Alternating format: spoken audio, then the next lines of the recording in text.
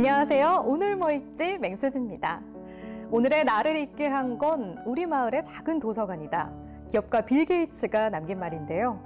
인생의 전환점은 책 한 권으로 시작될 수 있다고 하죠. 내 인생에 긍정적인 힘을 선물할 책들을 준비했습니다. 어려움이 닥쳐도 굴하지 않고 헤쳐나간 12명의 영웅들을 만나봅니다. 책 권력의 자서전을 소개합니다. 세계를 뒤흔든 영웅들은 과연 어떤 모습이었을까요?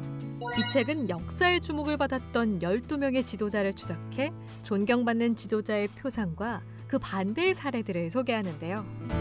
각 조직을 이끄는 12명의 인물을 만나면서 성공한 리더란 무엇인지, 무엇이 조직과 지도자를 성공과 실패로 이끄는지 이야기합니다. 늘 군대의 선봉에 섰던 알렉산더 대왕의 솔선수범과 출신이 아닌 능력만으로 사람을 평가했던 칭기즈칸의 개방적 사고 등 세상을 지배한 자들의 키워드를 전하는데요. 당시의 역사적 사건을 복기하고 권력자를 성공 혹은 파멸로 이끈 과정을 만날 수 있습니다. 목표만 바라보는 경주마처럼 앞만 보고 달리다 보면 휴식이 필요할 때가 있습니다. 그저 두 발을 내딛는 것으로 새롭게 살아갈 힘을 얻었다는 책, 지름길을 두고 돌아서 걸었다 소개합니다. 27년 차 방송기자인 저자는 중년이라는 고갯마루에 멈춰서서 나에게 질문을 던집니다. 어느덧 40을 훌쩍 지나온 지금, 나는 잘 살고 있는 걸까? 이 책은 사막이나 정글 같은 오지가 아니더라도 가막산 숲길, 바닷길, 둘레길 등 걸음을 옮기다 보면 있는 그대로의 나를 발견할 수 있다고 말합니다. 걸으면서 스스로에게 작은 위로를 건네는 저자의 사례를 통해 쫓기듯 살아왔던 날들, 목적지를 향해 달리기만 했던 날들에서 벗어나 잊고 살았던 나를 발견할 수 있게 합니다. 그저 두 발을 내딛으면서 나를 위로하는 시간을 가져보는 건 어떨까요? 오늘 당신의 식사는 어땠나요? 혹시 식사보다 간식을 더 찾진 않았는지, 탄산음료를 물처럼 마시진 않았는지, 현대인들의 식탁에 대해 분석하고 비판한 책, 식사에 대한 생각을 소개합니다.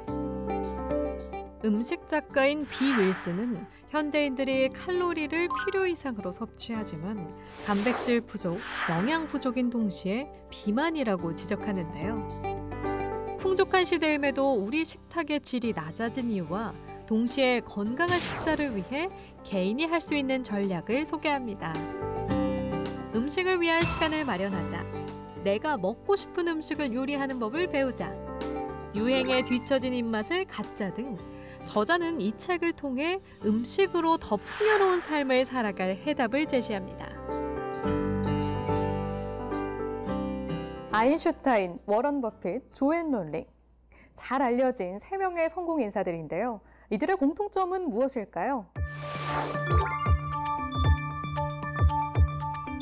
놀랍게도 내성적인 성격을 활용해서 성공을 이뤄냈다는 점인데요.